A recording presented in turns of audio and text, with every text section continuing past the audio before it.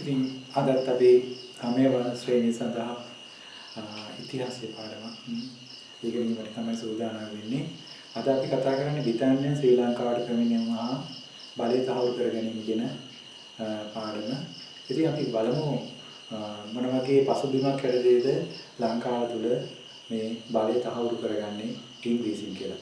1498 වර්ෂයේදී ඉන්දියාවට පෘතුගීසින් පැමිණෙනවා. ඒ එකම 1505 වෙනකොට ලංකාවට පෘතුගීසින් පැමිණෙනවා. ඒ වගේම 17 වෙනි සියවස ආරම්භ වෙනකොට ආසියාවට පැමිණෙනවා. සතවර්ෂයේ තමයි ආසියාවට පැමිණෙන්නේ. ලන්දේසින් 1858 වෙන විට 1658 වෙන විට ශ්‍රී ලංකාවට පැමිණෙනවා. එහෙත් ඉන්දියාවට පැමිණි ඉංග්‍රීසීන් අවුරුදු ගණනාව ඉන්දියාවේ ඉඳලා තමයි සතවර්ෂ එකමාරක් වගේ කාලයක් ඉන්දියාවේ ගත කරලා තමයි ලංකාව පිළිබඳව අවධානය යොමු කරන්නේ මේ ඉංග්‍රීසීන්. ඒකට හේතුවක් තමයි මේ රට වෙනත් කණ්ඩායමක් අල්ලගත්තොත් ඔවුන්ට තර්ජන ගණනාවට මුහුණ පාන්න සිදු වෙනවා කියන හේතුව තමයි විශේෂ හේතුවක් වන්නේ.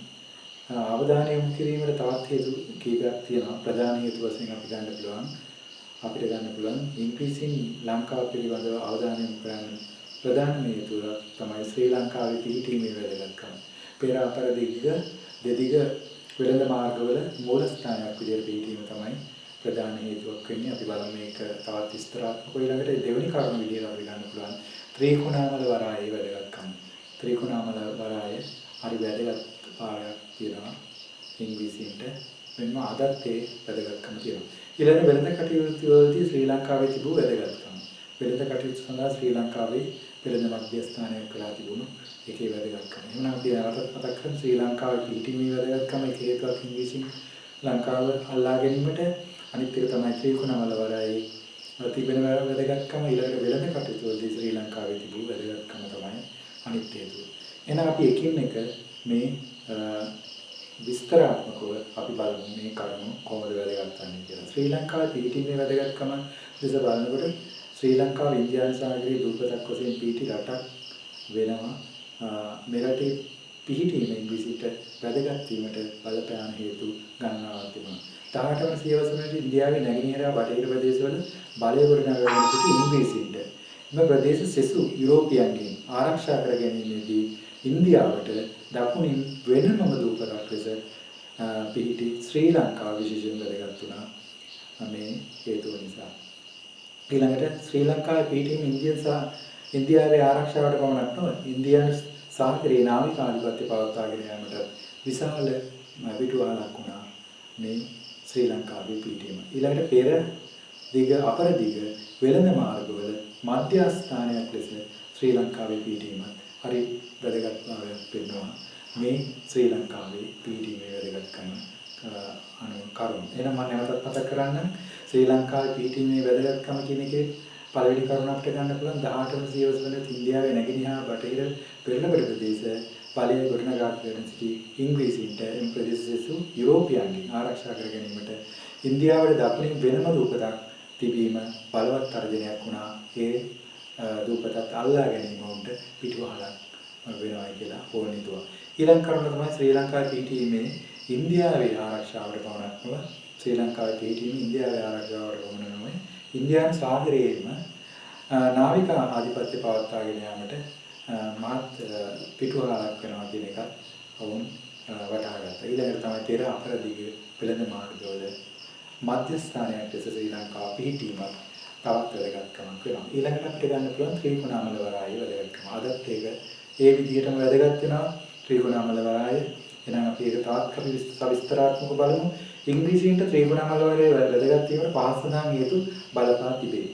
එකක් තමයි බෙන්ගාල බොක්කට හාල අග්නිදිගාසියාවට මුල්ලා ඇති ස්වාභාවික වරායක් වීම. එහෙනම් ත්‍රිකුණාමලය කියලා කියන්නේ ස්වාභාවිකව ඇති වුණු වරායක්. කවුරුත් නිර්මාණය කරපු එකක් නෙවෙයි සබහාදහම් වලින්ම නිර්මාණය වුණු වරායක් විදිහට සලකන්න පුළුවන් ත්‍රිකුණාමල වරාය. බෙන්ගාල බොක්කට හා අග්නිදිගාසියාවට මුල්ලා ඇති ස්වාභාවික වරායක් වීම වැදගත්භාවයක් තිබුණා. ඊළඟට රට තුළට නිරාගී ස්වාභාවික වරායක් වූ බැවින් රට තුළට නිරාගී ගිය එකක් තමයි මේ වරාය ඒ බැවින් අනතුරුදායක සුළං මේ පැත්තෙන් හමන සුළං නිසා ගොඩබිම පැත්තට තමයි නැව ගමන් කරන්නේ මේ පැත්තෙන් ගමන් කළා මුහුදු පැත්තට ගමන් කිරීමක් වෙන්නේ නැහැ. ඒ නිසා රත තුරට නිරාගී ස්වාභාවික වරායක් උගරින් අනතුරුදායක සුළු සුළං වලින් නැව ආරක්ෂා කර ගැනීමට හැකියවීමත් එක හේතුවක් වුණා.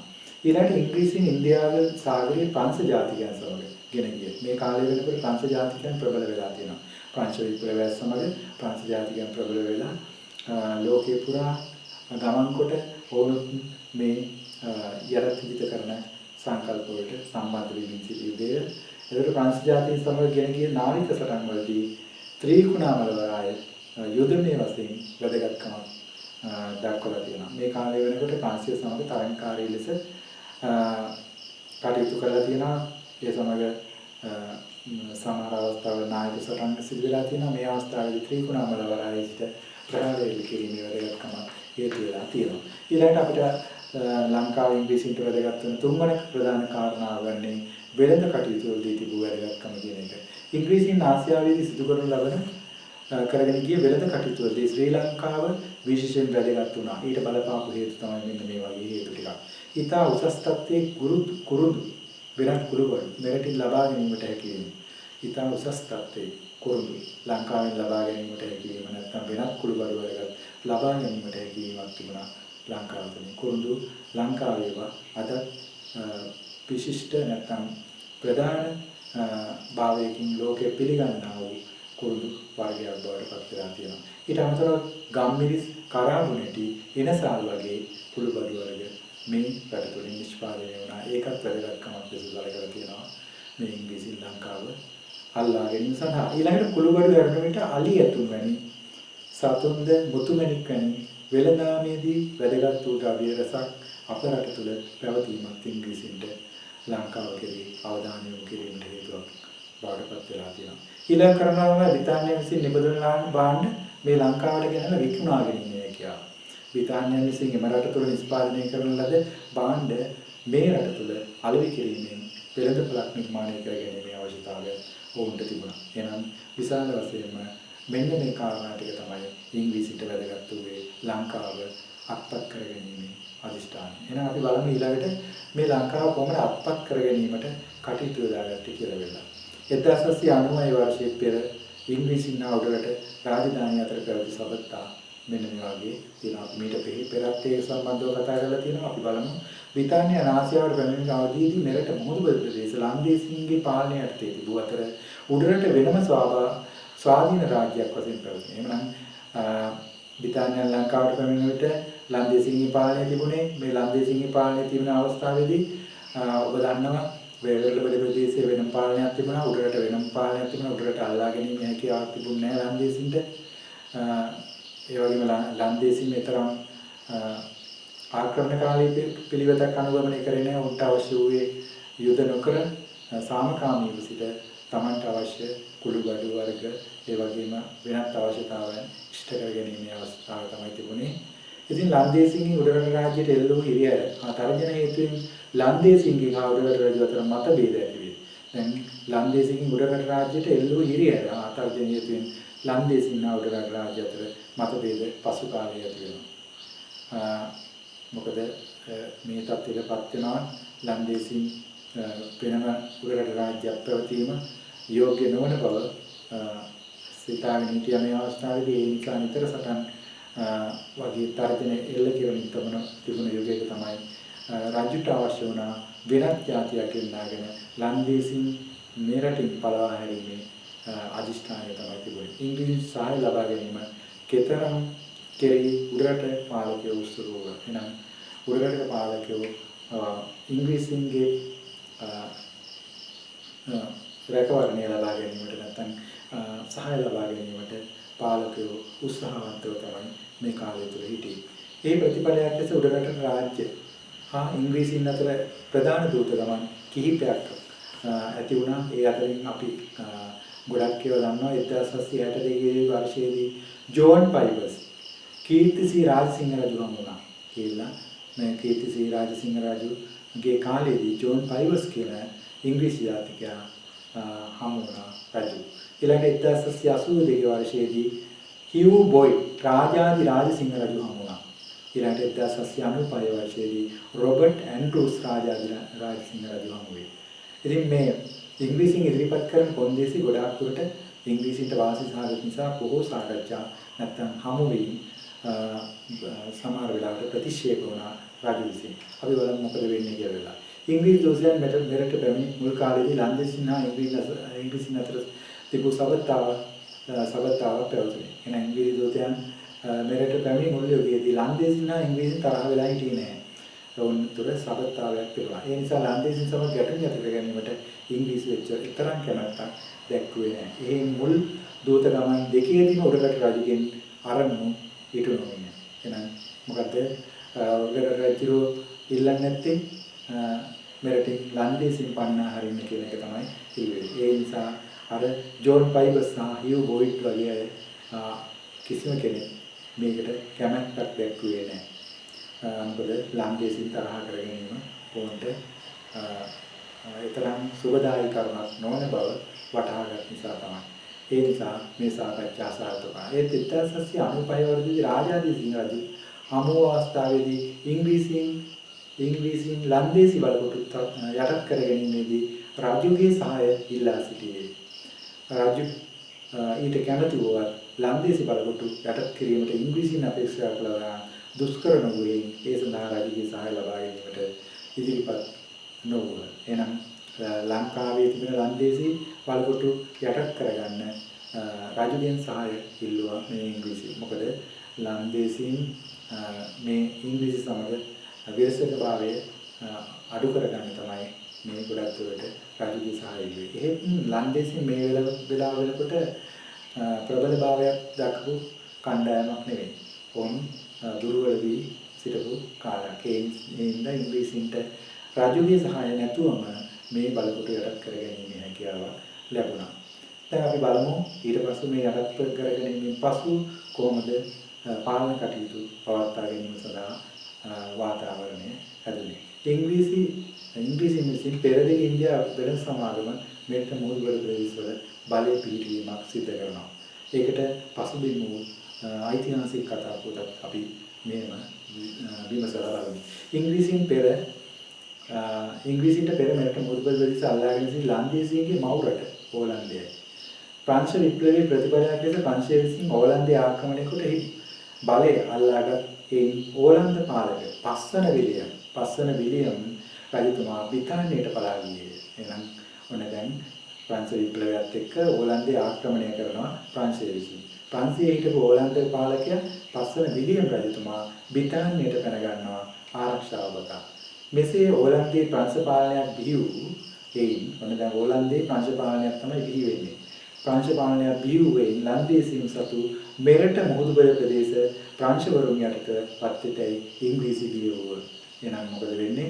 ලන්දේසින්ගේ ප්‍රදේශත් අල්ල ගන්නවා. ඒතකොට ලන්දේසින්ගේ ප්‍රදේශ අල්ලගත්තාම ලන්දේසින්ට අයත් රටවල ප්‍රංශයට යට කරගනි කියලා ඉංග්‍රීසින්ට හරි බයක් ඇති වුණා. ප්‍රංශයට යටත් වෙයි කියලා. ඉංග්‍රීසි බිහි වූවා. මෙන්න සිදුවීම් තම වාසියට හරවාගත් බ්‍රිතාන්‍යයන් ලංකාවේ ලන්දේසි බලකොටු වලට ඉංග්‍රීසි හමුදාව ඇතුළත් කරගත යුතුයි ලිපියක් විලියම් රජතුමාගෙන් ලබා ගත්තේ. දැන් අර විලියම් රජතුමා එංගලන්තයේ ඉන්නේ ඉංග්‍රීසින්ගේ මව් රටේ ඉන්න මේ විලියම් රජතුමාගෙන් අරගන්නවා ලන්දේසින්ගේ බලකොටු තිබුණ ලංකාවේ ඒ බලකොටු වලට ඉංග්‍රීසින්ට ඇතුළු විය හැකි කියලා ලියුමක්. ඒකට අපි කියනවා කියු ලිපිය කියලා වෙලා. එහෙම ලිපියට කියු ලිපිය කියලා නම ලැබෙන්නේ මෙන්න මේ හේතුව නිසායි. විලියම් රජතුමා එංගලන්තයට පැන ගියාට පස්සේ ඔහු නැවතී සිටියේ කියු කියන මාලිගා ගොඩනැගිල්ල තුළ. එම නිසා එම මාලිගාවේ සිට ලියන ලද ලිපියට කියු ලිපිය ලෙස හැඳින්වේ. මෙම ලිපිය අරගෙන එනවා ලංකාවේ එවකට ලන්දේසි ආණ්ඩුකාරයා වූ පන් එංගල්වෙක් වෙත ඉදිරිපත් කරනු ලැබුවාම ඔහු කියනවා මේකට එකඟ වෙන්න බැහැ කියලා. ඒට ප්‍රතිචාරයක් ලෙස ඉංග්‍රීසියෝ යුදමය ක්‍රියාදාමයකට එළඹුණා. ඒ අනුව ඉංග්‍රීසියෝ 1795 අගෝස්තු 26 වෙනිදා ත්‍රිකුණාමලයේ ලන්දේසි සතුව පැවති පෙට්‍රික් කොටුවට පහර දී අල්ලා ගැනීම සිදු කරන අනතුරුව පිළිවෙලින් යාපනය, මන්නාරම, කල්පිටිය, කොළඹ යන ස්ථානවල පිහිටි සියලුම බලකොටු තමන් යටතට පත් කර ගැනීමට ඉංග්‍රීසියට හැකියාව ලැබෙනවා. 1996 පෙබරවාරි මාසයේ වන විට ලන්දේසින් සතුව පැවති සියලු මුහුදුබඩ ප්‍රදේශ පෙරදිග ඉංග්‍රීසි වෙළඳ සමාගම සතු වෙනවා. 1996 වර්ෂයේදී 1996 වර්ෂයේ සිට 1915 දක්වා උඩරට රාජධානිය යටත් කර ගැනීම සඳහා මුහුදුබඩ ප්‍රදේශවල බ්‍රිතාන්‍ය පාලනය කැපී පෙනෙන අවස්ථා පහක් දැක්කේ. එහෙනම් උඩරට රාජ්‍ය අත්පත් කර ගැනීම දක්වා කැපී පෙනෙන විශේෂ දේවල් අපි ඊළඟට හදාරමු. එහෙනම් අපි ඉස්සෙල්ලාම ඒ කරුණ අනුව 1996 ඉඳන් 1998 දක්වා පැවති පෙරදිග ඉන්දියා වෙළඳ සමාගම යටතේ පාලන කටයුතු පිළිබඳව කතා කරමු. ඊළඟට 1998 ඉඳන් 1902 දක්වා ද්විත්ව පාලනයක් පැවතුණා ලංකාවේ. 1902 සිට බ්‍රිතාන්‍ය කිරීටය යටතේ පාලනය වුණා. මේ පාලන තන්ත්‍ර තුන ගැන අපි හොඳින් අධ්‍යයනය කරමු. එහෙනම් අපි බලමු මොකක්ද වෙන්නේ කියලා වෙලා මේ පාලන තත්ත්වයන්. පෙරදිග ඉන්දියා වෙළඳ සමාගමේ පාලනය කොහොමද සිද්ධ වුනේ කියලා අපි බලමු. ඉන්දියන් සාගරය සහ ඉන්දියාවේ බටහිර සහ නැගෙනහිර වෙරළවල ආධිපත්‍ය පැතිරීම සඳහා ශ්‍රී ලංකාවේ වරායන් ලබා ගැනීමේ පුලපුලා සිටි ඉංග්‍රීසීන්ට දොර විවෘත වුණ මේ කාලය. ඊට පසුව වසර 1796 දී ඉන්දියන් සාගරයේ හොඳම ස්වාභාවික වරායක් වූ ත්‍රිකුණාමලය ඕන පත් කර ගැනීමට හම්බ වෙනවා. ඒ නිසා මේ ඉංග්‍රීසීන්ට අවශ්‍ය වූයේ ත්‍රිකුණාමලය පමණයි. තමන්ට අත්පත් වූ සෙසු මුහුදුබඩ ප්‍රදේශ ඕලන්දය එංගලන්තයේ යුද්ධය නිමා වූ පසු ලන්දේසියට ආපහු බාර දීමට ඉංග්‍රීසිව අදහස් කළා. මෙම අදහස නිසා එංගලන්තයේ රජයේ ලංකාවේ මුහුදුබඩ ප්‍රදේශ පාලනය බාරගත්තේ නැත. ලංකාවේ ලන්දේසින් සතුරු ප්‍රදේශ අල්ලා ගැනීමේදී පෙරදිග වෙළඳ සමාගම යුද්ධ කටයුතු සඳහා විශාල වියදමක් දැරුව බැවින් එම වියදම පියවා ගැනීමේ අවස්ථාව එම සමාගම දිය යුතු බව එංගලන්ත රාජ්‍ය තීරණය කළේ. එයින් එම රජය මුහුදුබඩ පළාත් ආපසු ලන්දේසින්ට පවරා දෙන තුරු ඒවා පාලනය කර යටකී සමාගමට බාර දෙන ලදී. මේ අනුව ලංකාවේ මුහුදුබඩ ප්‍රදේශවල සිවිල් හා යුදමය පාලනය සඳහා ඉංග්‍රීසි වූ ඉන්දියානු සමාගම් නිලධාරීහු මෙරටට පැමිණියේ. ඔන්න දැන් ඉංග්‍රීසීන් නැවත පැමිණෙනවා මේ ප්‍රදේශයට. ඉතින් අපි බලමු මේක තවත් ද්විත්ව පාලනය සම්බන්ධව ද්විත්ව පෙරදිග ඉන්දියා වෙළඳ සමාගම සම්බන්ධව. එහෙනම් මේක පිරිහෙන්න හේතුත් අපි කතා කරමු. පෙරදිග ඉන්දියා වෙළඳ සමාගමේ පාලන තන්ත්‍රය ඒ ටික සියල්ලම කතා කරමු. එහෙනම් දැන් මොකද්ද වෙන්නේ? පාර ඉංග්‍රීසි ඉන්දියානු සමාගමේ නිලධාරීහු ලංකාවට එනවා. ඉංග්‍රීසි වෙළඳ සමාගමේ පාලන ව්‍යුහය මෙහෙමයි තිබුණේ. 1795 තමයි මෙම ප්‍රදේශයේ මදුරාසි ප්‍රෙසිඩන්ටි කොටසක් බවට පත් කරන්නේ. මේ ප්‍රදේශ කොළඹ ත්‍රිකුණාමලය සහ යාපනය ආදායම් පාලන බල ප්‍රදේශ තුනකට බෙදනවා. මෙම ප්‍රදේශවල සිවිල් සහ යුද අධිකාරිය ප්‍රධාන අනදර නිලධාරියෙකුට පත් කරනවා. කමාන්ඩර් ඉන් චීෆ් කියලා කෙනෙකුට ඉන් චීෆ් යන පැවතුනේ. එකී ප්‍රථම අනදර නිලධාරියා වේ කර්නල් ජේම්ස් ස්ටුවර්ට් නමයි. මේ තොරතුරු ඔබට ලැබෙන්නේ වෙනත් පොතකින් පෙළපොතේ සඳහන් වෙන්නේ නැහැ. ඒ පෙළපොතට වඩා දෙයක් තමයි අපි දෙන්න සූදානම් වෙන්නේ. ඒ ටිකත් මතක තියාගන්න. ඉන්දියාවේ සිට සිවිල් සේවකයෝ පැමිණීම ආදායම් අධිකාරී වරු ආවා. ඊළඟට රොජර් ඇන්ඩ්‍රූස් වගේ අය මේ කොළඹට ආවා. ඇවිල්ලා ත්‍රිකුණාමලයේ මඩකලපුව මුලතිව් ස්ථානවල සහකාර නිලධාරීහු පත් කරා. මේ වගේ නිලධාරී පද්ධතියක් පත් කරා. ඒකම අපි බලමු කවුද ආවේ කියලා වෙලා මේ බදු එකතු කරන නිලධාරියා අපිට විශේෂයෙන් වැදගත් වෙනවා. ඔහුට හඳුන්වන්නේ කවුද? අවු නිලධාරීවරු කියලා. අවු නිලධාරීවරු කියලා කණ්ඩායමක් ඇවිල්ලා බදු එකතු කිරීමේ කණ්ඩායමක් බවට පත් කරනවා මේ ඇවිල්ලා. එතකොට ඒ නිලධාරීන් ඇවිල්ලා බදු එකතු කිරීමේ කාර්යය සිදු කරනවා. එතකොට අපි බලමු මේ සම්බන්ධව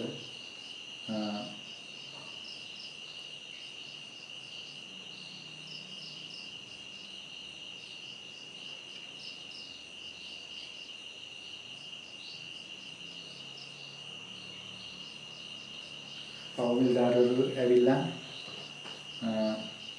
බදු එකතු කිරීමේ කාර්යය සිදු කරනවා.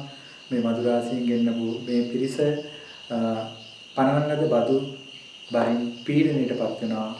ශ්‍රී ලාංකික ජනතාව නැත්නම් මුහුදුබඩ ප්‍රදේශයේ ජනතාව 1997 වර්ෂයේදී ඉංග්‍රීසියට විරුද්ධව විශාල කැරැල්ලක් සිද්ධ වෙනවා මේ කාලය වෙනකොට. 1992 වර්ෂයේදී මුහුදුබඩ ප්‍රදේශවල ඇති වූ කැරලි ස්වභාවයට හේතු ගණනාවක් ඇති වුණා. ඕන් විසින් මෙන්න මේ වගේ දේවල් සිදු කරා. ඉංග්‍රීසි වෙළඳ සමාගම නවබදු වර්ග කිහිපයක් පැනවුවා. උදාහරණ විදිහට පොල්ගස් බද්ද, මාළු බද්ද, ලුණු බද්ද, ඊළඟට රා බද්ද, අරක්කු බද්ද, දුම්කල බද්ද, සූදු ක්‍රීඩා බද්ද, කැස්බෑ බද්ද, මැණික් ගෙරීමේ බද්ද සහ පොල් බද්ද අරම පෙර සඳහන් කරපු ආකාරයට මේ වාසියල්ලම මුදලින්ම සිදු කිරීමක් සිද්ධ වුණා. මෙතෙක් කාලයක් ලංකාව තුළ පැවතියේ මුදලින් භාණ්ඩ හෝමාරු වෙන ක්‍රමයක් නෙවෙයි, භාණ්ඩ වලට භාණ්ඩ හෝමාරු වෙන ක්‍රමයක්. මේ අපහසුතාව මැද කැරැල්ල මර්ධනය කිරීමට බ්‍රිතාන්‍යෝ සූදානම් වුණා. මේ කරුණු සොයා බැලීමට කර්නල් බියුරන් යටතේ කොමිසමක් පත් කර බව සඳහන් වෙනවා. ඒ කොමිසමට කියලා කියනවා ද බියුරන් කොමිසම කියලා වෙලා. මේ කැරැල්ලට හේතු සොයන්න තමයි ද බියුරන් කොමිසම පත් කරන්නේ. ජන ජීවිතයේ යථා තත්ත්වයට පත් කිරීමට සඳහා බියුරන් කොමිසම විසින් යෝජනා කිහිපයක් ඉදිරිපත් කරා. එම කොමිසමේ නිර්දේශ වලට අනුව වෙළඳාමට උරුම සිටි නිලධාරීන් පරිපාලනයට සම්බන්ධ වීම නිසා මෙවැනි තත්ත්වයක් උද්ගත වූ බව ඔවුන් සඳහන් කරනවා. මේ බියුරන් කොමිසම මගින් සම්බන්ධ කරනවා. නිලධාරීන් වෙළඳාමට සම්බන්ධ කට්ටිය පරිපාලනයට සම්බන්ධ කිරීම නිසා තමයි මේ ගැටලුව ඇති වුනේ කියලා වෙලා ඔවුන් සඳහන් කරා. ඒ අනුව වෙළඳ කටයුතු හා පරිපාලන කටයුතු වෙන නිලධාරීන් යටතේ සිදු කළ යුතු බව මෙම කොමිසම විසින් සඳහන් කරනවා. ඊළඟට අර මදුරාසි පාලනයත් එක්ක තිබුණ ඒක අවසන් වෙලා ඊළඟට ද්විත්ව පාලනය බවට පත් වෙනවා. මදුරාසි පාලනය සහ මුහුදුබඩ ප්‍රදේශවල ගෙන යාමේදී ආර්ථික කටයුතු සඳහා ඉංග්‍රීසි වෙළඳ සමාගම විසින් දේශපාලන කටයුතු බ්‍රිතාන්‍ය ආණ්ඩුවේ මැදිහත් වීමෙන්ද ගෙන ගිය පාලනයේ ද්විත්ව පාලනය යනුවෙන් හඳුන්වන්නේ. මුහුදුබඩ ප්‍රදේශවල පාලනය ගෙන යාමේදී ආර්ථික කටයුතු ඉංග්‍රීසි වෙළඳ සමාගම විසින්ද දේශපාලන කටයුතු බ්‍රිතාන්‍ය ආණ්ඩුවේ මැදිහත් වීමෙන්ද ගෙන ගිය හින්දා තමයි ද්විත්ව පාලනය. ආයෙත් නැවතත් මතක කරගන්න මුහුදුබඩ ප්‍රදේශවල පාලනය ගෙන යාමේදී ආර්ථික කටයුතු ඉංග්‍රීසි වෙළඳ සමාගම ගෙනිච්චා. දේශපාලන කටයුතු බ්‍රිතාන්‍ය ආණ්ඩුව තමයි රැගෙන ගියේ. මේකට අපි කියනවා ද්විත්ව පාලනය කියලා වෙලා. මේවම වෙළඳ සමාගම තවදුරටත් වෙළඳ කටයුතු ආදායම් එකතු කර ගැනීමට අවසර ලැබුණු අතර පරිපාලන හා යුද්ධ කටයුතු මෙහෙයුම් සඳහා 1998 වර්ෂයේදී පෙට්ටික් නෝත් ආණ්ඩුකාරවරයා පත් කිරීම. ද්විත්ව පාලනය යටතේ පැවති 1998 ඉඳලා 1802 කාලයේ ආණ්ඩුකාරවරයාගේ නිලධාරීන් වෙළඳ සමාගම නිලධාරීන් වශයෙන් කොටස් දෙකක් ඇති විය. වෙළඳ සමාගම නිලධාරීන් ආණ්ඩුකාරවරයාට අවශ්‍ය සහාය නොලැබුණි. එනම් මෙතනත් තුනේ ભેදයක් ඇති වුණා. ආණ්ඩුකාරවරයාගේ නිලධාරීන් සහ වෙළඳ සමාගමේ නිලධාරීන් දෙකොටසක් බවට පත් වෙලා වුන් දෙපැත්තකට බෙදුණා. ඒ නිසා අර පෙට්‍රික් නෝත්ගේ කණ්ඩායමට අර වෙළඳ සමාගමේ කණ්ඩායම සහායක් නොදුණු තත්ත්වයකටපත් වුණා. මේ නිසා මේ පාලනය දුර්වලභාවයකටපත් වුණා කියලා සඳහන් වෙනවා ද්විත්ව පාලනය. මුහුදුබඩ ප්‍රදේශ කිහිපයක් යටත් විද්‍යාව බවට පත් වීම කියන එක තමයි ඊළඟට ද්විත්ව පාලනයේ අසාර්ථක වීම නිසා මෙරට කටයුතු සඳහා බ්‍රිතාන්‍ය ආණ්ඩුවේ පූර්ණ මැදිහත් වීමක් අවශ්‍යව තිබුණේ. ද්විත්ව පාලනයට අසාර්ථක වෙනවා. ඒ නිසා බ්‍රිතාන්‍ය ආණ්ඩුවේ පූර්ණ මැදිහත් වීමක් අවශ්‍ය බව පෙනුණා. 1802 වර්ෂයේදී වෙළඳ සමාගමට දී තිබූ බලය අවසන් කොට මුහුදුබඩ ප්‍රදේශ පාලනය සම්පූර්ණයෙන්ම බ්‍රිතාන්‍ය ආණ්ඩුව යටතට පවරා ගැනුණා. බ්‍රිතාන්‍ය ආණ්ඩුවේ නායකයා රජ වූ බැවින් එයට කිරීටයවත් ඔටුන්න වගින් රජු සංකේතවත් වන බැවින් එයට කිරීට යටත් විජිත තත්ත්වය වශයෙන් විවහාර කෙරේ. එහෙනම් කිරීට පාලනය කියලා කියන්නේ ඔටුන්නට කියන නමක් තමයි කිරීටය කියලා කියන්නේ. රජුගේ ඔටුන්න සංකේතවත් කරන පාලන ක්‍රමය තමයි කිරීට යටත් විජිත තත්ත්වය කියලා කියන්නේ. ඉංග්‍රීසි නුඩල රාජධානිය යටත් කර ගැනීම තමයි ඊළඟට කතා කරන්න තියෙන්නේ. උඩරට රාජධානිය යටත් කර ගැනීම ආරම්භණය ඉංග්‍රීසියු 1803 වර්ෂයේදී හා 1815 වර්ෂවලදී දෙවරක් උඩරට ආක්‍රමණය කිරීමක් සඳහන් වෙනවා. 1803 වර්ෂයේ වන විට උඩරට රාජ්‍ය රජු හා එහි ජනතාව අතර යහපත් සබඳතාවක් තිබූ හේයින් එම වර්ෂයේදී ඉංග්‍රීසින් සිදු කළ ආක්‍රමණය මුළුමනින්ම සාර්ථක විය. එනම් 1803 වර්ෂයේ 1815 කියන වර්ෂ කාලය තුල අතර කාලයේ 1903 වර්ෂයේ වන විට උඩරට රජු සහ එහි ජනතාව අතර යහපත් සබඳතාවක් තිබුණු බැවින් උඩරට අල්ලා ගැනීමට ඉංග්‍රීසීන්ට හැකියාවක් ලැබුණේ නැහැ. එහෙත් 1915 වර්ෂයේ වන විට උඩරට රජුට එහි ජනතාවගේ සහයෝගය නොලැබුණු බවක් තමයි සඳහන් වෙන්නේ. ඉංග්‍රීසීන්ගේ අරමුණු ඉටු කර ගැනීමට ඔවුන්ට හැකියාවක් ලැබෙනවා. 1903 උඩරට ආක්‍රමණය පිළිබඳව අපි ඊළඟට බලමු. ඉංග්‍රීසීන් මුහුදුබඩ ප්‍රදේශ පාලනය කරමින් සිටින විට උඩරට වෙනම ස්වාධීන රාජ්‍යයක් පැවතීම ගැන ඔහු සතුටු නොවුව. ඒකට හේතුව තමයි ත්‍රිකුණාමලයට යනවා නම් උඩරට හරහා යන්න වෙලා තියෙනවා. ඒ වගේ වෙළඳාමට එහෙම බාධාවක් සිදු වුණා. ඒ වගේම තවත් හේතුවක් තමයි පහතරට ප්‍රදේශවල හිටපු ජනතාව බව උඩරට රජු තමන්ගේ රජු විදියට සලකලා තිබුණා.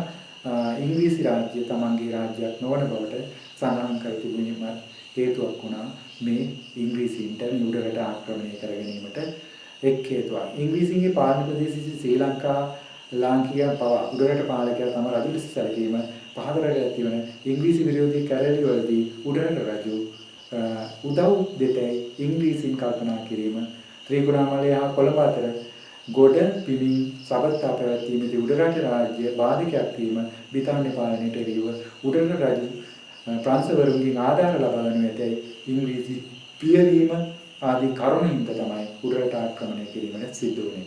එහෙමනම් මොකද්ද තවත් හේතුවක් විදිහට ගන්න පුළුවන්? උඩරට රජු මේ කැරලි වලට පහතරට සිදුවන කැරලි වලට උදව් කරයි කියලා කියන එකක්. තවත් එකක් තමයි උඩරට රාජ්‍යයට ප්‍රංශය උදව් කරොත් ඉංග්‍රීසීන්ට යන්න වෙන බවක් පේනවා. මොකද ප්‍රංශය තමයි ඊළඟට ලංකාව අල්ලගත්තයි ගන්නවයි සිතාගෙන ඉන්න පිරිස. ඉතින් ඒ නිසා උඩරට ඉක්මනින් ආක්‍රමණය කළ යුතුයි මොවුන් සිතනවා. 1898 වර්ෂයේදී රාජසිංහ රජුගේ අභාවයෙන් පසුව කන්නසාමි කුමාරයා ශ්‍රී වික්‍රම රාජසිංහ නමින් රජවන විට රජකම උරුමකම් වූ මුත්තුසාමි නමින් තවත් කුමරෙක් සිටියේ.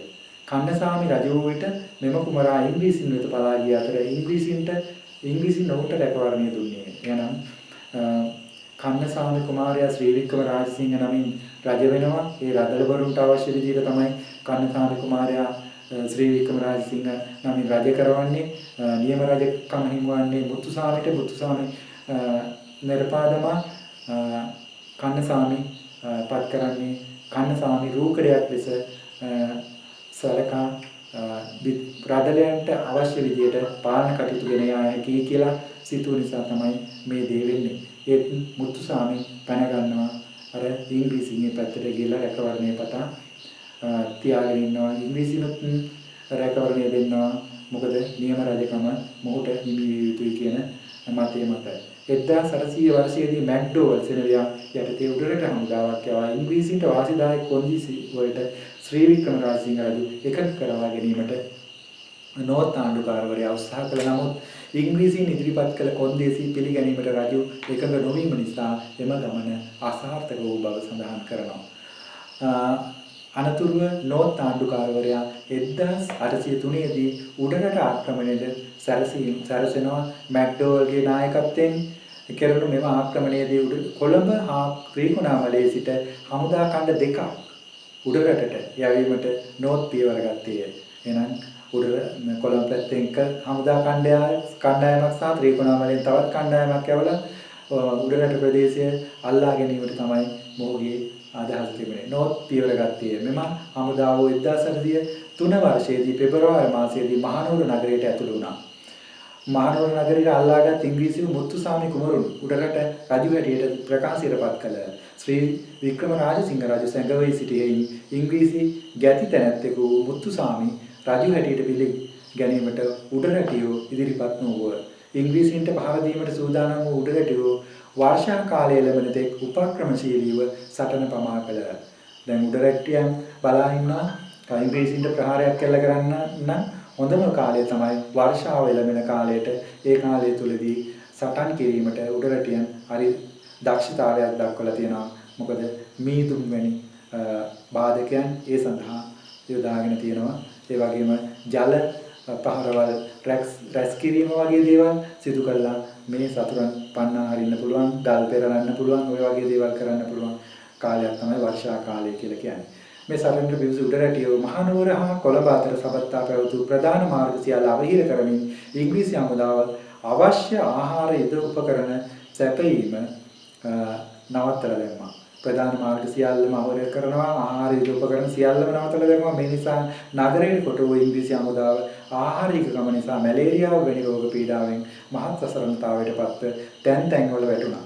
තමන් මරණය අභියස සිටින බව වටහාගත් ඉංග්‍රීසි වූ පසුබැසීමට උත්සාහ කළ නමුදු නගරයට ප්‍රවේශ වීමට තිබූ සියලු මාර්ගවලින් උඩරැටියන් ඒවා අවහිර කොට ඒ පසුබැසීමට පවා ඉඩක් ලබා නොදී සමූල ඝාතනය කර බව තමයි සඳහන් කරන්නේ. ඉංග්‍රීසින් ප්‍රකාශිතපත් කළ මුත්තුසාමි කුමරුන් තමන් වෙත බාර දෙනමින් ශ්‍රී වික්‍රමරාජසිංහ රජු නියෝග කර ඇත.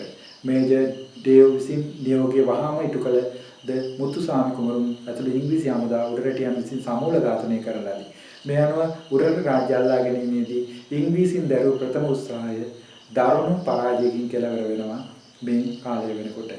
ඊළඟට අපි නැවත ඊළඟ පාඩමින් බලමු කොහොමද නැවත උඩරට ආක්‍රමණය කරන්න කොහොමද උපක්‍රම යොදන්නේ කියන එක.